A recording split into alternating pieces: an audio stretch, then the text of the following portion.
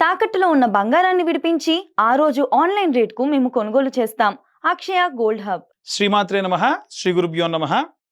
December నెలలో 1వ తారీఖు నుండి 31వ తారీఖు వరకు కూడా ద్వాదశ రాశులకి కూడా ఎలా ఉండబోతుంది? ముఖ్యంగా గురు తిరోగమనం. అప్పటి వరకు శుక్రుడు తన స్వక్షేత్రంలో నుంచి ఈ యొక్క వృశ్చికంలోకి ప్రవేశించడం, కుజుడు కూడా డిసెంబర్ 8, 9 తారీఖుల తర్వాతకి వృశ్చిక రాశి నుండి ధనుస్సులోకి ప్రవేశించడం, అప్పటి వరకు శుక్రుడు స్వక్షేత్రంలో ఉన్న కారణం చేత అది మాలవ్య యోగంగా, అలాగే కుజుడు గనక తన స్వక్షేత్రంలో ఉంటే రుచక యోగం ఉన్నటువంటివన్నీ కూడా 7, 8 తారీఖుల వరకు మాత్రమే యోగిస్తూ ఉన్నాయి. 7, 8 తారీఖుల మధ్యలో ద్వాదశ రాశుల వారు ఎవరూ కూడా ఎట్టి పరిస్థితులలో ఇక్కడ చతుర్గ్రహ కూటమి అనేటువంటిది ఏర్పడుతుంది. అది కేవలం ఒక రోజు మొత్తం ఉంటుంది. ఆ రోజున మటుకు ఎట్టి పరిస్థితుల్లో ప్రయోగాత్మకమైనటువంటి పనులు చేయడం కానీ, విశేషమైనటువంటి కార్యక్రమాలు కానీ చేయకుండా ఉంటే మంచిది. అలాగే ఈ యొక్క ద్వాదశ రాశుల వారికి కూడా ఈ గ్రహ సంచారాల్లో భాగంగా ఎలా ఉండబోతుంది అనేటువంటి విషయాన్ని ఇప్పుడు మనం తెలుసుకుందాం. తదుపరి మీనరాశి వారికి సంబంధించి ఈ యొక్క డిసెంబర్ 1 నుండి 31వ తారీఖు వరకు కూడా ఎలా ఉండబోతుంది అనేటువంటి విషయాన్ని ఇప్పుడు మనం తెలుసుకుందాం. రుచక యోగం కానీ, గురు తిరోగమనం కానీ ఏవి కూడా వీరికి లాభించట్లేదు. సీరియస్లీ చెప్పాలనంటే లగ్నంలో శని చండాల యోగంలో ఉన్నాడు. ఒక్క శని వరకు మాత్రమే ఆయనకు 1, 2, 4, 5, 7, 8, 9 స్థానాలు ఏవో అనుకూలంగా ఉంటాయని మనం ముందు చెప్పుకున్నాం కదా. అందులో భాగంగా కేవలం ఈ మీనరాశికి సంబంధించి శని 1వ స్థానంలో వరకు మాత్రమే బాగున్నాడు. శని చండాల యోగం ఉన్నా తప్ప 12వ స్థానంలో ఉన్న రాహు ఏం చేస్తాడనంటే మీకు విపరీతమైనటువంటి ఏవైనా సరే అలవాట్లు ఉంటే ఆ అలవాట్లకు వశులైపోవడం. అలవాటు అంటే సిగరెట్ మందు అవ్వాలని ఏం లేదండి. అది ఏ అలవాటైనా అయి ఉండొచ్చు. టీ అలవాటు కావచ్చు, షుగర్ పెరగవచ్చు, అలాగే ఏదైనా సరే పేకాడడం లాంటివి కావచ్చు, లేకుంటే ఇంకా ఏవైనా సరే విశేషంగా విపరీతమైనటువంటి కొంతమంది స్వీట్లు తింటారు, కొంతమంది ఈ యొక్క గుట్కాలు నవ్వులుతూ ఉంటారు. ఏదో ఒక అలవాటు, దానివల్ల మీరు ఇబ్బంది పడుతూ ఉంటారు. అలాగే ఈ యొక్క దశమ స్థానంలో కుజగ్రహ సంచారము, దశమంలోకి కుజుడు ప్రవేశించినప్పుడు ఒక్క కుజుడు వరకు మాత్రము ఏదైనా మీరు అమ్మాలనుకున్నా, ఏదైనా కొనాలనుకున్నా, ఏదైనా మీకు ఉన్నటువంటి ఈతి బాధలు ఏమైనా సరే భూ సంబంధిత భవన సంబంధిత విషయాల్లో చేయాలనుకుంటే ఒక్క కుజుడు ఇక్కడికి వచ్చిన కొన్ని రోజులు మాత్రమే యోగిస్తాడు. ఇప్పుడు ఇక్కడ కుజుడు ఎన్ని రోజులు ఉంటాడండి అంటే కేవలం 2-3 నెలలు మాత్రమే ఉంటాడు. 2 నెలల సంచారం కూడా ఉండదు ఈయనది. 1 నెల 15 రోజులు 2 నెలలు ఉంటాడు. ఆ టైం వరకు వీలైనంత వరకు మీకేమైనా అమ్మాలి కొనాలి అంటే చేసేయండి. ఆ తర్వాత చేస్తే వరకు మీకు అంత యోగ్యం కాదు. అలాగే నవమ స్థానంలో సూర్యుడు బాగోడు, శుక్రుడు బాగుండడు, కుజుడు బాగుండడు. కుజుడు ఎలా ఇక్కడికి వచ్చేస్తాడు కాబట్టి బుధుడు ఈ సంచారం చేయడం వలన బుధుడు కూడా ఇక్కడికి వచ్చేస్తాడు. దానివల్ల ఏమవుతుంది, బుధుడు కూడా బాగా అంటే వ్యాపారం కానీ, రాజకీయపరమైనటువంటి విషయాలు కానీ, సినీ మీడియా రంగంలో ఉన్న వారికి కూడా ఈ స్థానం అంత యోగ్యం కాదు. గ్రహ సంచారాలు వీరికి ఇప్పుడు నేను చెప్పిన వారు ఎవరికి కూడా యోగించవు. అలాగే 4వ స్థానంలో గురువు కూడా అంతగా ఏముండదు. ఇంకా చెప్పాలనంటే వీరికి తల్లిదండ్రులకు సంబంధించిన ఆరోగ్యం పట్ల ఆందోళనే కలిగిస్తారు తప్ప లాభం ఏముండదు. పంచమ స్థానంలో ఉన్నన్ని రోజులు అంటే 8, 9 తారీఖుల వరకు మాత్రం బాగుంటుంది. ఎందుకంటే 5th హౌస్ అనేటువంటిది ఈ యొక్క మీనరాశి వారికి యోగిస్తుంది. 6వ స్థానంలో ఉన్న కేతువు మళ్ళీ ఇండిసిప్లిన్గా చేయడము, అంటే మీరు చేయాలనుకున్న పనులు చేయలేకపోవడము, ఏవైనా విశేషమైన ఇబ్బందులు పడడము. ఓవరాల్గా చూసుకుంటే ఏలిన నాటి శని ప్రభావంతో ఇబ్బంది పడుతున్నటువంటి ఈ మీనరాశి వారికి చాలదన్నట్టు ఇంకా కొత్త రకాలైన ప్రాబ్లమ్స్ వచ్చేవి సూర్యుడి వల్ల, శుక్రుడి వల్ల, బుధుడి వల్ల. అది కాకుండా గురువు ఈ యొక్క 4వ స్థానంలోకి రావడము. ఈ తిరోగమనం 2 నెలల పాటు ఉంటుంది. 2 నెలల తర్వాతకి ఈ గురువు మళ్ళీ ఈ కర్కాటకంలోకి వస్తాడు, అప్పుడు యోగిస్తుంది. అప్పటి వరకు మీనరాశి వాళ్ళు దయచేసి ప్రయోగాత్మకమైన పనులు చేయొద్దు, ఏవైనా దూర ప్రాంతాలు ప్రయాణం చేయొద్దు, జాగ్రత్తగా ఉండాలి. దీనివలన ఏవైనా సరే గోచారం అనేటువంటిది చాలా కీలకమైనటువంటి జాతకంలో పరిస్థితులను నెలకొల్పుతుంది. ఇక ఇవన్నీ కూడా మనం గోచార రీత్యా చెబుతున్నటువంటి విషయములు మాత్రమే. ఇన్ కేస్ మీ జాతకంలో ఆ లగ్నం కూడా వీలైనంత వరకు గురువు యొక్క స్వక్షేత్రంలో ఉండి అక్కడ సూర్యుడితో సంచారం చేస్తూ ఉంటే అద్భుతంగా ఉంటుంది. అలాగే ఉన్న గ్రహాలన్నీ కూడా ఇప్పుడు ఇంతకుముందు మనం పంచమహాపురుష యోగాల గురించి చెప్పుకున్నాం.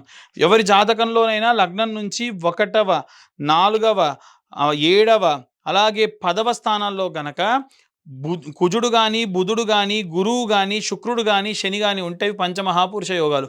దాంట్లోనే భద్రయోగం ఉంటుంది, అలాగే మాలవ్య యోగం ఉంటుంది, రుచక యోగం ఉంటుంది, అలాగే హంస యోగం ఉంటుంది, అలాగే శశమహాయోగం అనేటువంటివి ఉంటాయి. కాబట్టి ఇన్ని యోగాలు ఉంటాయి. కాబట్టి ఇవన్నీ కూడా గోచారాన్ని బేస్ చేసుకొని చెప్తున్నాం. ఇప్పుడు ఆ యోగాలు మీకు ఉన్నాయా లేదా కావాలంటే మీ పేరు, మీ date of birth, time, place ఉంటే జాతకం డీటెయిల్డ్గా 60-70 పేజీల్లో మీకు ఇవ్వడము. దాంట్లో దశాంతర దశల గురించి, తిదివార నక్షత్ర యోగ కరణముల గురించి, అలాగే 16 భావచక్రముల గురించి, వైవాహిక జీవితంతో పాటుగా వృత్తి, వ్యాపార సంబంధిత విషయముల గురించి కూడా డీటెయిల్డ్గా అందులో నిక్షిప్తం చేసి మీకు అందించడం జరుగుతుంది. మీకు ఇవ్వడానికి నాకు మీరు మెసేజ్ పెట్టిన తర్వాతకి 1 డే పడుతుంది. దానికి కాను నాకు 2511 రూపాయలు నేను ఛార్జ్ చేయడం జరుగుతుంది. ఆసక్తి కలవారు కింద ఉన్న నెంబర్కి కాంటాక్ట్ చేయొచ్చు. ఇక అందరూ కూడా ఏ రెమెడీస్ తీసుకోవాలి, ఏ మంత్రం చదవాలనే విషయాన్ని ఇప్పుడు మనం తెలుసుకుందాం. ఇప్పటి వరకు మనం ఈ రాశి వారికి సంబంధించి డిసెంబర్ నెలలో ఉన్న గ్రహచారాల్ని బట్టి, తిది వార నక్షత్ర యోగ కరణాలని బట్టి మనం జాతకాన్ని విడివిడిగా చెప్పడం జరుగుతుందని చెప్పుకున్నాము. కానీ ఇప్పుడున్నటువంటి పరిస్థితుల్లో వీరు ఏ మంత్రం చదవాలి ఈ డిసెంబర్ నెలలో అనేటువంటిది ఇప్పుడు మనం తెలుసుకుందాం. ముఖ్యంగా అండి, ఈ వీడియో చూస్తున్న వాళ్ళు దయచేసి వీడియో అలా చూస్తున్నారు తప్ప మేము చెప్పేటువంటి మ్యాటర్ ఇన్ఫర్మేటివ్గా ఉంటే దయచేసి లైక్ చేయండి. వీలైతే ఇన్ఫర్మేటివ్గా ఉండి ఇంకొంతమందికి షేర్ చేయండి. కాస్త దానివల్ల మాకు ఎంకరేజ్ చేసిన వాళ్ళు అవుతారు. అయితే ఇప్పుడు నేను చెప్పే రెమెడీ అందరూ కూడా పాటించండి. మంత్రం ఏం చదవాలి అనేటువంటిది నేను ఆఖరిలో చెప్తాను. ఇప్పుడు ఆ రెమెడీస్ ఏంటంటే, మీ దగ్గరలో ఉన్న నవగ్రహ దేవాలయానికి వెళ్ళిపోండి. నిత్యము కూడా ఒక ధాన్యం, ఒక పిరికెడు ధాన్యం తీసుకొని వెళ్ళాలి. అది ఏ ధాన్యం తీసుకెళ్ళాలి అనేటువంటిది ఇప్పుడు తెలుసుకుందాం. ఆదివారం నాడు ప్రారంభించాలనుకోండి, పిరికెడు గోధుమలు అంతే, ఒక ఆకు డొప్పలో వేసేసి, చిన్న మట్టి ప్రమిదలు మీకు బయట నెయ్యి వేసి అమ్ముతున్నారు ఆల్రెడీ, అది తీసుకొని వెళ్ళి ఆ ధాన్యంపై పెట్టి వెలిగించండి. తర్వాతకి 21 ప్రదక్షిణాలు చేయండి. ఎన్ని ప్రదక్షిణాలు? 21 ప్రదక్షిణాలు చేసి మళ్ళీ 6 ప్రదక్షిణాలు అపసవ్య దిశలో, అంటే clock wise 21, anti clock wise 6. ఇది నేను మళ్ళీ ప్రతి రోజుకి చెప్పను. మీరు నవగ్రహాల గుళ్ళో ఎప్పుడు ప్రదక్షిణ చేసినా 21 ప్రదక్షిణాలు చేయాలంటే 7 గ్రహాలకి 7 మూళ్ళ 21, రాహుకేతువులకు యాంటీ క్లాక్ వైజ్ డైరెక్షన్లో 2 మూళ్ళ 6 ప్రదక్షిణాలు, మొత్తం 27. అందుకే 27 నక్షత్రాలు మనకు ఉంటాయి నవగ్రహాల్ని బేస్ చేసుకొని. అయితే ఇలా చేయడం వలన నక్షత్ర నవగ్రహ దోషములుంటే పోతాయి. అది కూడా సూర్య సంబంధితమైనటువంటి దోషములుంటే ఆదివారం నాడు చేయడం వల్ల. అయితే ప్రదక్షిణాలు చేసేటప్పుడు ఆదిత్యాయ చ సోమాయ మంగళాయ బుధాయ చ గురు శుక్ర శనిభ్యశ్చ రాహవే కేతవే నమః అనేటువంటి మంత్రం చెబుతూ ఎన్నిసార్లు వేస్తే అన్నిసార్లు. దయచేసి మీరు ఆ దేవాలయానికి వెళ్ళేటప్పుడు ఏం తీసుకెళ్ళినా అక్కడితో పూర్తవ్వాలి. నేను నూనె బాటిల్ తీసుకెళ్తా, నేను నూనె పోసి వెలిగిస్తా, ఆ నూనె మళ్ళీ ఇంటికి తీసుకెళ్తా, కుదరదు. పసుపు తీసుకెళ్తా, కుంకుమ తీసుకెళ్తా, కేజీ పొట్లను తీసుకెళ్ళి కొద్ది కొద్దిగా వాడి వెనక్కి తీసుకొస్తా, కుదరదు. మీరు ఏ క్వాంటిటీ తీసుకెళ్తారో అక్కడితో క్లోజ్ చేయండి. అంటే తక్కువ తీసుకెళ్ళండి, అక్కడితో క్లోజ్ చేయండి. సోమవారం నాటి విషయానికి వస్తే పిరికెడు బియ్యము లేదా ఒడ్లు ఒక ఆకుడొప్పలో వేసి చంద్ర భగవానుడి దగ్గర పెట్టండి. మొదటి రోజు సూర్యుడి దగ్గర పెట్టండి, రెండవ రోజు చంద్ర భగవానుడి దగ్గర పెట్టి దానిపైన ధాన్యం పైనే ఒక దీపం, ప్రతిరోజు కొత్త దీపం వెలిగించాల్సిందే. మట్టి దీపం ₹2, ఇంత చిన్న దీపాలు ₹2 ఉంటాయి. దాంట్లో ఇంతంత నెయ్యి వేయండి, ఒత్తి పెట్టండి. అవి కూడా రెడీమేడ్గా అమ్ముతున్నారు, అవే తెచ్చుకొని పెట్టుకున్నా సరిపోతుంది. అలాగే ఈ ప్రదక్షిణాలు కామన్, ప్రతిరోజు కూడా చేసేటువంటివి. అలాగే మంగళవారం నాడు కుజుడికి, అలాగే రాహుకి, కేతువుకి కూడా చేయొచ్చు. అయితే కుజగ్రహానికి చేసేటప్పుడు పిరికెడు కందులు తీసుకొని ఒక ఆకు డొప్పలో వేసి, ఒక పిరికెడు కందులు తీసుకొని ఆకు డొప్పలో వేసి చిన్న దీపం ఆ కందుల పైన వెలిగించేసేయండి. తరువాతకి ఆ ప్రదక్షిణాలు చేయడం కామన్, చదివేటువంటి మంత్రం కూడా కామన్. తర్వాతకి బుధగ్రహానికి సంబంధించి పిరికెడు పెసర్లు వేసి దీపం పెట్టేసి బుధవారం నాడు ప్రదక్షిణాలు కామన్, మంత్రం కామన్. గురువారం నాటి విషయానికి వస్తే శనగపప్పు లేదా శనగలు పిరికెడు వేసి ఆకుడొప్పలో దానిపైన కొత్త దీపం, ప్రతిరోజు కూడా కొత్త దీపం వెలిగించాలి. చిన్న మట్టి ప్రమిద సరిపోతుంది. ప్రదక్షిణాలు చేసేటప్పుడు మంత్రం చదవాలి.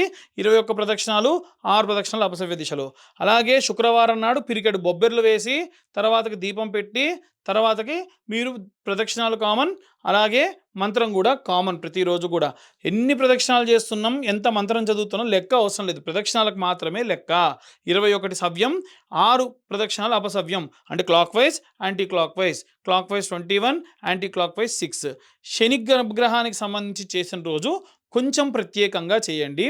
చేసేటప్పుడు పిరికెడు నువ్వులు ఆకుడొప్పలో వేసి దానిపైన ఒక దీపం పెట్టేసుకొని, వీలైతే దీపం నువ్వుల నూనెతో వెలిగించి, వీలైతే ఒత్తి కూడా నల్ల ఒత్తి వేసి ప్రదక్షిణాలు చేయడం ప్రారంభించండి.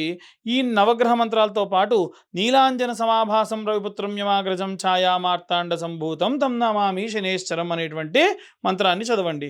ఇక మిగిలింది రాహుకేతువులు మంగళవారం నాడు చేయాలి కాబట్టి పిరికెడు నల్ల మినుములు ఒక ఆకుడొప్పలో వేసి దీపం వెలిగించి ఈ యొక్క ప్రదక్షిణాలు 21 కామన్గా మీరు ప్రతిరోజు చేసేవి, యాంటీ క్లాక్ వైజ్ డైరెక్షన్లో చేసేటువంటివి 6 ప్రదక్షిణాలు. అలాగే కేతుగ్రహానికి కూడా ఆకుడొప్పలో నల్లటి రంగులో ఉండేటువంటి ఈ యొక్క ఉలవలు వేసి దానిపైన దీపం పెట్టి ప్రదక్షిణాలు common 21, anti clock wise 6. In case రోజు మీరు ఏమైనా పండ్లు తీసుకెళ్తారా, ఒక 2 పండ్లు తీసుకెళ్ళండి, అంతకు మించి వద్దు. ఏ గ్రహానికి మీరు తీసుకెళ్తే ఆ గ్రహానికి తీసుకెళ్ళండి. లేదు ప్రతి గ్రహానికి కూడా బెల్లం ముద్దలు పెడతా అంటే చిన్న సైజులో బెల్లం ముద్దలు ప్రతి ఒక్క గ్రహానికి పెట్టండి. పూలు కావాలంటే ఏ రోజు ఏ గ్రహానికి పూజ చేస్తే ఆ గ్రహానికి మీరు పూలు పెట్టండి. అలా విశేషంగా ఈ యొక్క నెల రోజులు కూడా చేయండి. ఎందుకు అంటే గ్రహ సంచారాలు విపరీతంగా మారుతున్నాయి. సంవత్సరం ఆఖరికి వచ్చేసింది. వచ్చే సంవత్సరంలో జల సంబంధితమైనటువంటి విషయాలు, అగ్ని సంబంధితమైనటువంటి ప్రమాదాలు విశేషంగా జరగనున్నాయి. కాబట్టి అలాంటి ఎన్నో రకాలైనటువంటి ప్రమాదాలను మనం దాటుకొని ప్రశాంతంగా ఉండాలి అంటే, శక్తిని చేకూరాలంటే నవగ్రహాలు నక్షత్రాలకు సంబంధించిన సంపూర్ణ శుభ కృపా కటాక్షాలు మన యందు ఉండాలి. ఇవన్నీ కూడా చెప్పేటువంటి రెమెడీస్ గోచార రీత్యా చెబుతున్నటువంటి విషయములు. డీటెయిల్డ్గా జాతకం కావాలనుకున్న వారు మీ పేరు, మీ date of birth, time, place ఉంటే జాతకం గురించి ఇంకా డీటెయిల్గా చెప్పి ఇలాంటి రెమెడీస్ వారి పరిస్థితిని తగ్గట్టుగా చెప్పొచ్చు. దానికి కాను 2511 రూపాయలు ఛార్జ్ చేయడం జరుగుతుంది. కాబట్టి మనకు 2026వ సంవత్సరం ఎలా ఉండబోతుంది, ఎవరైనా ప్రముఖులు గతించబోతూ ఉన్నారా, అలాగే ఎలాంటి ప్రమాదాలు జరగబోతూ ఉన్నాయి అనేటువంటి విషయాలుతో మీ ముందుకు వస్తాను. సర్వే జనా సుఖినో భవంతు. స్వస్తి.